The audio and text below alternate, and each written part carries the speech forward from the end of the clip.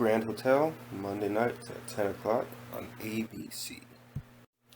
This will more be an overview with my thoughts and opinions on the show and how it progresses along each week. I am not very good at editing as of yet, but I will learn as I continue to do this, so we shall see. So, show starts off basically in a hurricane, a small one. Gigi Mendoza, she's the second wife to the owner of the hotel, Santiago Mendoza, is questioning a line chef named Sky about something she has that doesn't belong to her. Santiago Mendoza is downstairs in the ballroom, setting up basically a concert to distract the guests from the storm outside. Gigi and Sky have a heated argument. Sky stands her ground and doesn't give in to Gigi's commands and heads out. So she leaves, and I guess she ends up going back to work. That's where she's going. And so she makes her way down a hall, and she uses her key card, but it doesn't work. And later on you find out that only higher up people could actually deactivate a specific key card on their tablet if they want. So this sets up the basis of the whole show, the mystery and everything, because Sky's key card doesn't work and someone comes up behind her. You can hear the footsteps, you don't see anyone. She leaves through the stairs down and probably out like some maintenance underground tunnel, and she's running, looking behind her, and she gets outside. You see the storm, and she starts screaming at the person behind her, not looking behind her now, and she is whacked with like a big stick, basically, is what it looks like.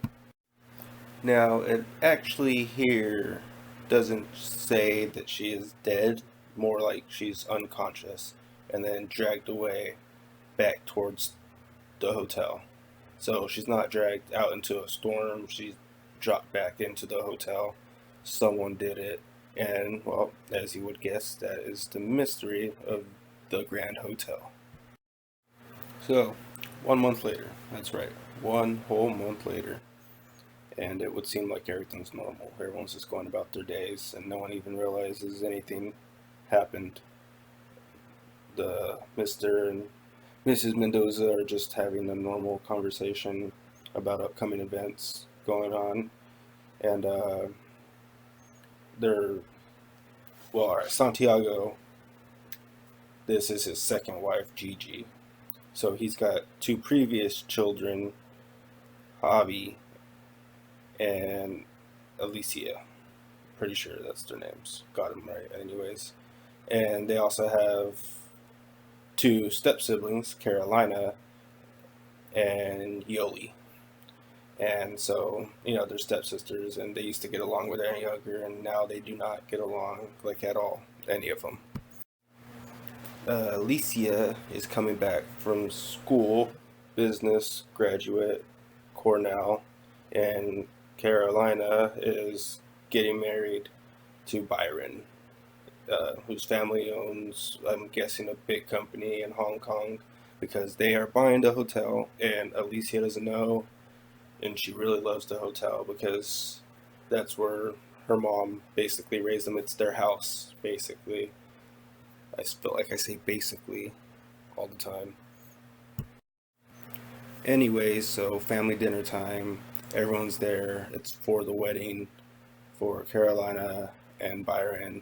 They have this big speech and everyone gives the toast, and that's when Alicia finds out, because of Byron toasting, that the hotel's being sold, and she's mad. And she doesn't, really know what to think or say or do. While all this is going down, a guy by the name of Danny is being interviewed to be the new line chef, and Jason is going to train him. Mrs. P is the one that's doing the interview, but Jason seems like he really wanted this guy to work here. Mrs. P and Jason are mother and son, by the way. And so, yeah, he's being interviewed. He gets the job, and so now he's going to be trained by Jason. And so they go about their day doing that. Anyways,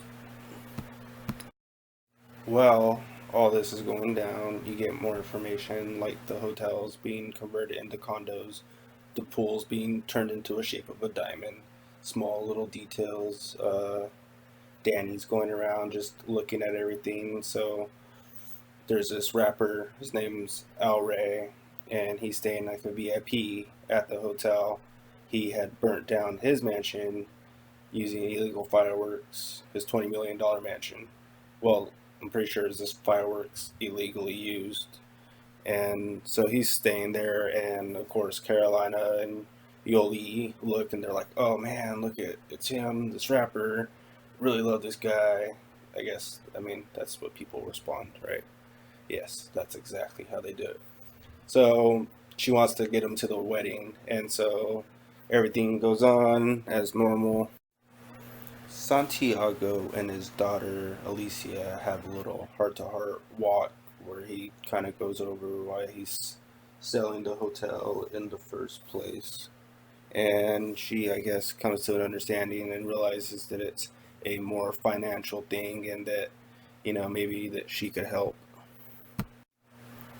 During this time, while the workday is at its end and Danny's getting ready to leave, he's at his locker, and here you see, and we get a name drop, Garibaldi, which is the last name of Sky.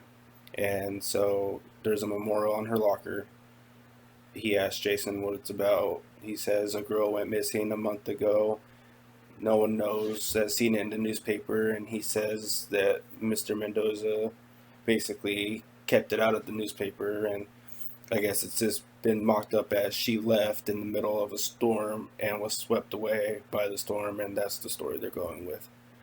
Then Danny meets Alicia, who's face down in the pool and looks like she's dead, and she's surprised when someone jumps in, Danny, to try to save her, and finds out that she's alive, and that's how she comes to focus. She mistakes Danny here for an actual hotel guest where he's actually a worker. And so they talk for a little and then they leave. And earlier, Carolina and Yoli met El Rey in his tent, and also Danny when they came into an encounter with him. And so he had this thing for Yoli, and Carolina couldn't help it. So she went to go have a nice conversation with him up in his hotel room about, stuff, sex. And so, yeah, she's up there during the time Alicia is down with Danny, and she goes up because she has an idea to talk to Al Ray about him having a concert there at the hotel to help the revenue. And so she gets in, and he opens up the door, and she walks in, and that's when she sees Carolina coming out the bathroom, basically showered up. And so, yeah, that's that. She finds out. So, next morning, Alicia's having coffee or breakfast with her brother downstairs, her brother Javi, who, by the way, I forgot to mention, I think, that he's missing a leg, but it doesn't go over how he's missing it. You find out later that Mr. Mendoza had something to do with it, and also that he uses it to pick up chicks by saying that, he's like a war vet and he got it blown up in Iraq or something. And so that's his story, to pick up chicks. Alicia confides into him. She's her brother, of course. That's nothing bad. She's just trusts him because she doesn't trust her other sisters and stuff. But she tells him that she found Carolina cheating on Byron with Al Ray the night before her wedding. So he's just like, what are they gonna do? She could tell, and that would, throw off the wedding, and the whole hotel would be not saved, but saved from being sold and turned into condos. Currently, it doesn't fix many problems. But so she goes and she finds out Danny's well, he's a waiter or just does service basically for the hotel. And so yeah, that goes off pretty well. It's funny, but Mrs. P does not like it, and she starts at this point to look into Danny. And of course, she finds out basically that he faked his resume, which is more than I could say for mine. So she doesn't like him, but some things happen at the wedding. So it continues on. Alicia goes up and meets her stepmom in the room. Well, she's supposed to go meet Carolina so they could talk and see if she's actually gonna snitch her off or anything. And so they're interrupted by Gigi Mendoza, and they talk, and she basically tells her that she understands how she feels. Uh, Beatrice, which was it's the name Beatrice Mendoza, was the first wife, and she died of a heart attack. Quotation marks, air quotes. Well, actually, no one quoted it. It's just read. So she talks to her about some necklace they bought when they were younger, and that this is hers, and basically that she and Santiago only got together because of their common loneliness for Beatrice being dead, and they came in because she's called the Vulture earlier on by Hobby, so it's kind of funny. And so she leaves, and then my favorite part of this show is how people get their information suddenly.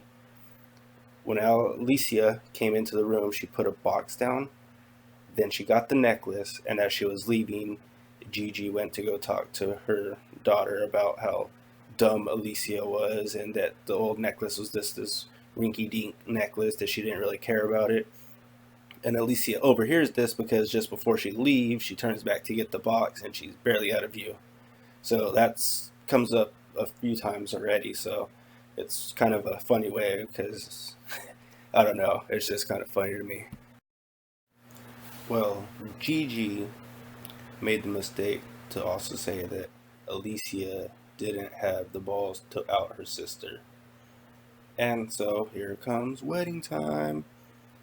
And, you know, is it the best thing ever? Kind of, especially so far for episode one. And so Carolina goes and she gives her vows, and they're all nice and short and neat, and she looks all happy and everything. And Al Ray's at the wedding, just chilling back, toasting, just chilling, like anyone that just had sex with the bride the night before. So Byron gets the mic, and he looks her in the eyes, and he basically calls her out because Alicia told him everything, and so he gets hella pissed off. He runs over and tackles Al Ray, which is pretty funny because Al Ray looks like he's gonna do something, and then he just gets tackled. So I don't think he was really gonna do anything. But Mr. Mendoza goes to try to break up the fight, and Byron turns around and just knocks him one right in the face. And so this is when you see Danny come in, and you kind of feel like Danny's a bigger role at this point because he comes in and just kind of like flips him and puts his hand behind his back. Basically, a good tactic to do to disarm someone. So it seems like Danny has some type of background, basically, always with the basically, and he has a background in something. Don't know if he's a private eye, ex-military. At this point, you don't know. It's not really out there. You just know that he was able to fake his resume, which I'm guessing is a little easier than you might think. So I don't know. I'm not exactly sure on faking resumes and how that works. Uh, so Mr. Mendoza now tells Alicia the full truth that that the hotel's like bleeding money. They owe money, and it's not to the bank, which is the bigger mystery now on top of the other one.